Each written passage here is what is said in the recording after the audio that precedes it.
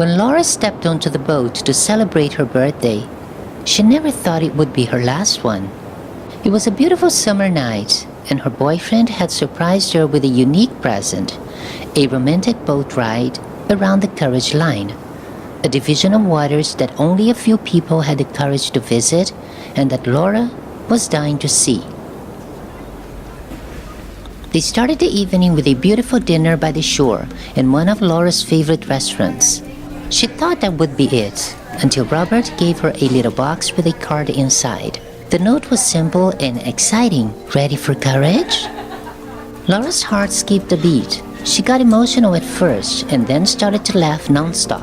Robert had never agreed to take her out in the ocean in the small hours, but tonight was special, and she couldn't contain her excitement. Seriously? This is awesome. They clinked their glasses and took one last sip of wine. The restaurant was quite busy, and as they walked outside, Laura breathed in the fresh and cool air of the night.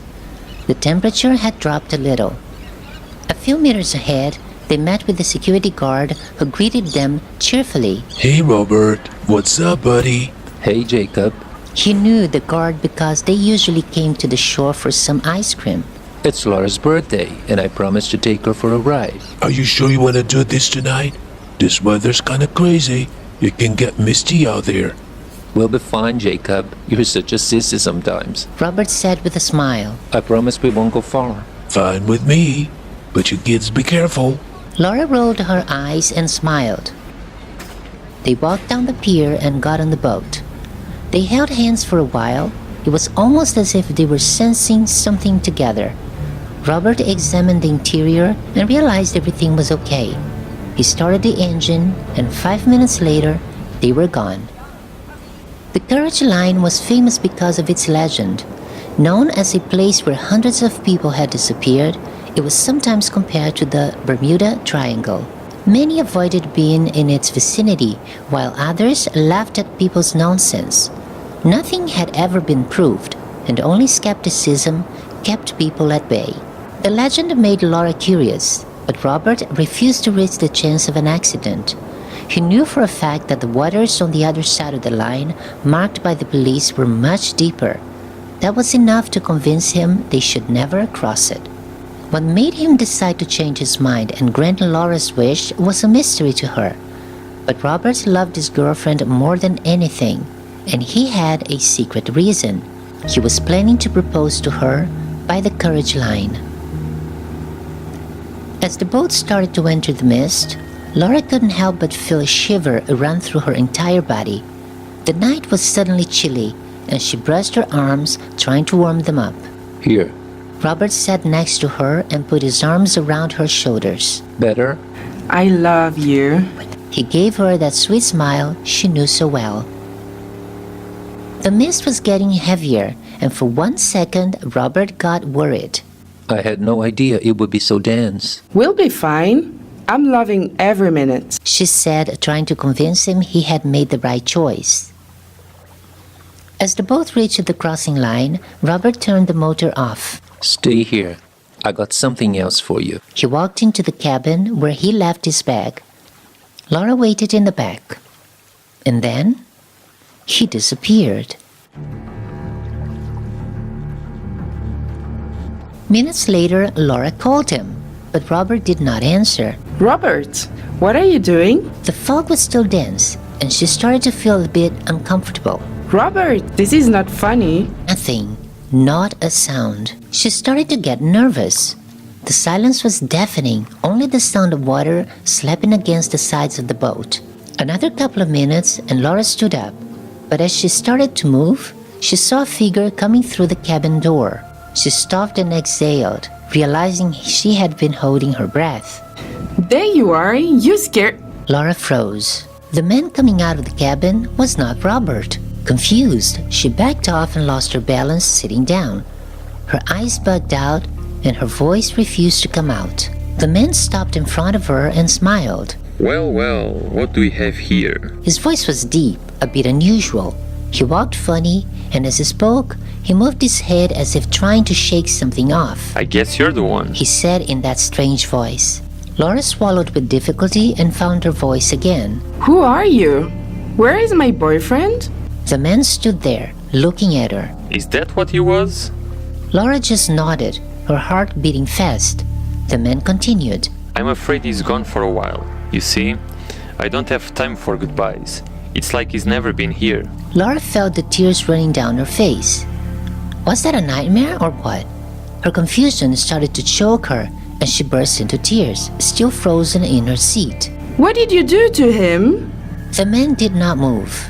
He moved his head every now and then, still trying to shake something invisible off. His behavior was the creepiest thing Laura had ever seen. Nothing much. The man said. Don't worry, he didn't feel a thing. Laura's whole body shivered, and then she passed out. She came to 10 minutes later. The boat was still in the same position. The strange man, however, seemed to be gone. Laura stood up and called for Robert, but no one answered. She walked slowly to the door of the cabin, trying to see through the fog, when she heard the strange voice coming from where she had just been. He's not there. Laura turned swiftly and saw the man standing exactly where she had been minutes before. How do you do that? Her terror had turned into curiosity. She realized that crying wasn't going to help her anyway. You would probably not understand. Try me. She said, making conversation while thinking of a way to get out of that situation.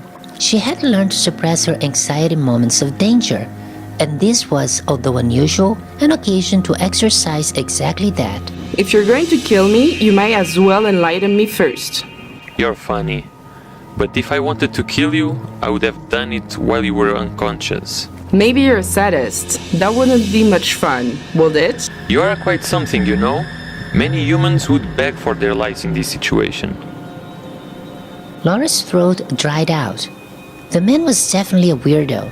Maybe I'm not like other humans, she said, picking up on the irony. Maybe you're right, but you're light years away from that. You still have a lot to learn, and I don't blame you. It's just sad to see a being like you wasting away. Laura scoffed. Are you some kind of terrorist trying to prove something by adopting people? Me? A terrorist? No, my friend. I'm just a student.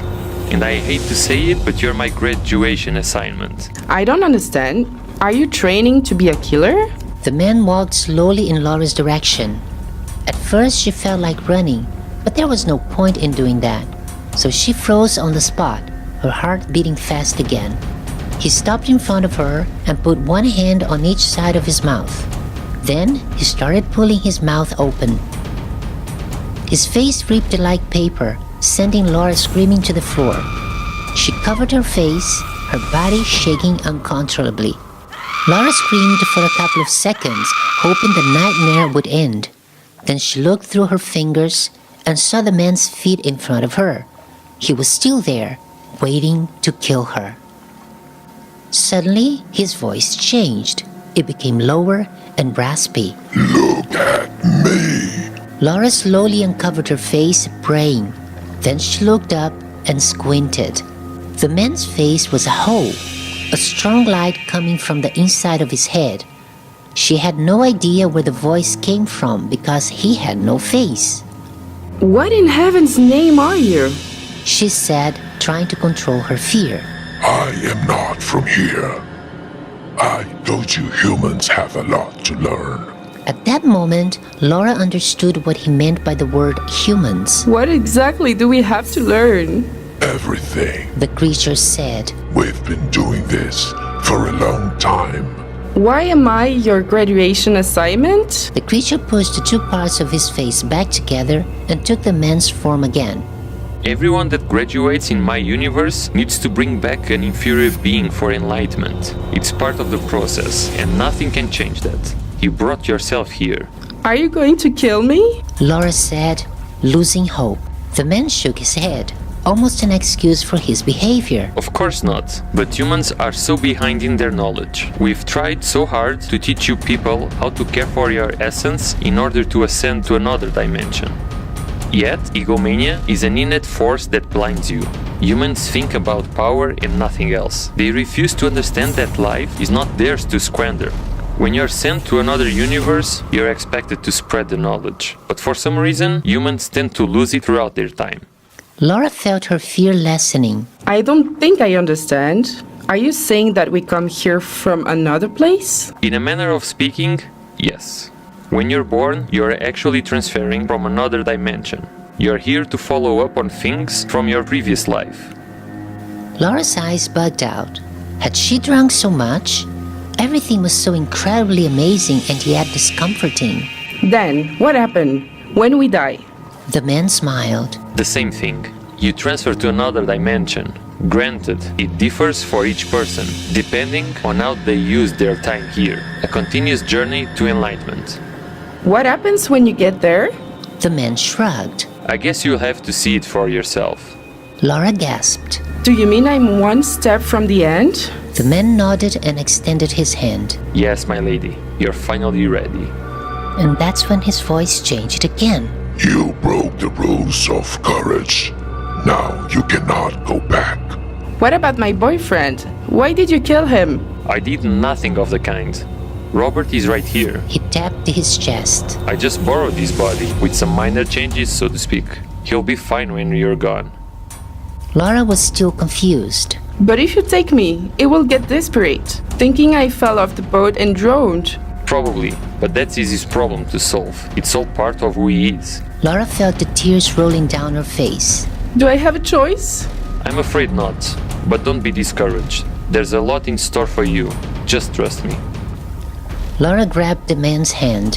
His face parted again, releasing the light inside. This time, it covered Laura's body and lifted her slowly in the air. Seconds later, they disappeared.